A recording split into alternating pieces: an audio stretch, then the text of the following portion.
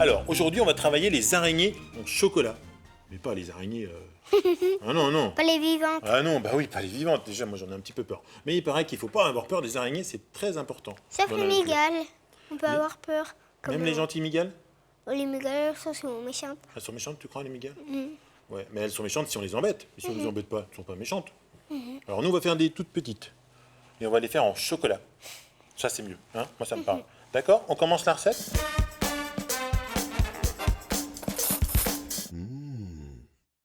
Allez, regarde, on va voir tous les ingrédients ensemble. On va avoir besoin pour les araignées en chocolat d'arôme vanille, d'abricots, alors des abricots comme ceci, des abricots secs, que j'ai hachés, du beurre pommade, c'est du beurre mou, du chocolat haché, du sucre glace, et puis là on aura besoin aussi de cacao amer pour rouler les petites boules, hein, le corps des araignées, on va les rouler dans le chocolat, tu verras.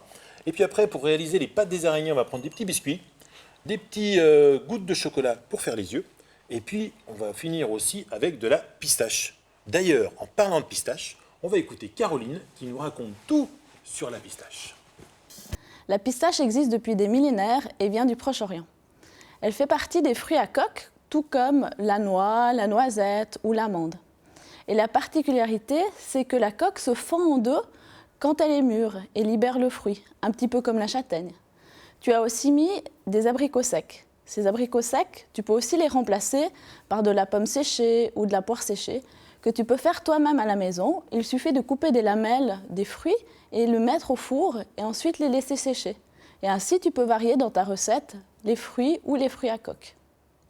Mathis, on commence tout de suite. On va en fait mélanger tous les ingrédients. Alors ça, on va le faire avec Le grand plat. batteur mélangeur. D'accord? On va tout mettre dans ce grand bol-là. Ça te va? C'est toi qui le fais? On va commencer par le beurre pommade. On met tout Vas-y, dedans. tu mets tout, tu verses tout. Tu verses bien, voilà. Donc là, on a à peu près 100 g de beurre. Après, le sucre glace, vas-y. Donc là, maintenant, on va le mettre dans le robot pour bien battre le beurre, ok, avec le sucre glace. On y va. Là, j'ai mis cet outil qui ressemble à une feuille un peu, on appelle ça une feuille. Hop. Et on met en route. Là, ça va bien mélanger le beurre, ça va faire comme une mousse avec le sucre. D'accord?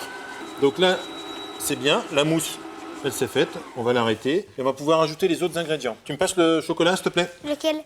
Le chocolat, ah, bonne remarque, le chocolat haché. Yep.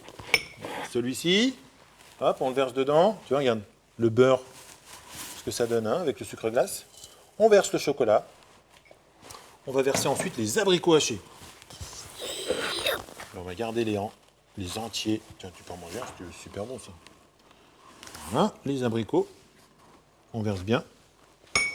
Et puis, on ajoute un petit peu d'arôme vanille pour donner un petit goût de vanille. Dernier ingrédient, les pistaches. Hop.